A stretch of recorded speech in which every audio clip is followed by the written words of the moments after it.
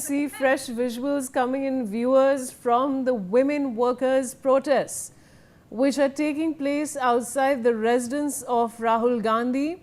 You can see on your screens that women are now standing on barricades, viewers, and protesting with black flags in their hands.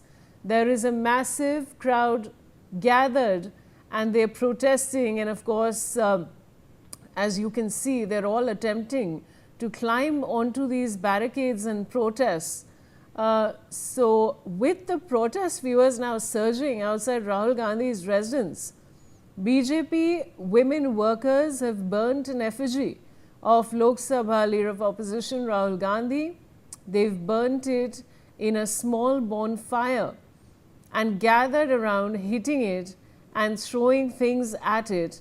And there, of course, there's a lot of chanting happening there, viewers. You can see those dramatic visuals on your screens. And there's a lot of fury, of course, that we're seeing, that we're showing you. These fresh visuals arriving off the protest outside Rahul Gandhi's residence. And NewsX is getting you first visuals of that. I want to go across to Yamuna Pathak. She's a political analyst. Yamuna, how do you see all of what's unfolding? Because now this has become a political, this is snowballed into a huge political drama after yesterday. Certainly, I also agree with my fellow panelist Rajalakshmi ji, what she has said. We could see a kind of a very flimsy kind of a outset out there. And I truly, even me, as I think probably all of us as a women, we definitely feel very, very, it's a very, very depriving situation what happened, a very unfortunate situation. But I also want to say that the entire women world is watching this act of the opposition.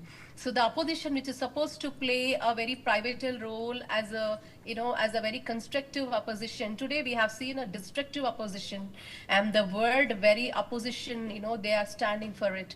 And certainly I would say this would definitely call as a black day, personally from my end, because in Bharat's democratic journey, wherein it was a long pending dream of women's political empowerment, which was definitely crushed, which was definitely deliberately crushed, in spite of majority supporting it, wherein which we see the India bloc and the Congress trying to crush it with their maximum effort.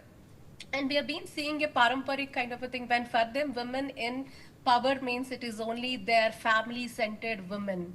It is not about the common women who comes from villages, cities, and different parts, different corners of the country. So here the bill proposed to be for the common women of this country, a true empowerment, embodiment for true empowerment, where they have deliberately crushed this with all kind of a lame excuses. Because I would see that this was a long pending, not one or two, it is about almost more than 3 decades where we've been struggling to get this reservation bill in its true form, wherein which we want our women to be in the part of the parliament and also into other assemblies and other part of the country where their women get their due share.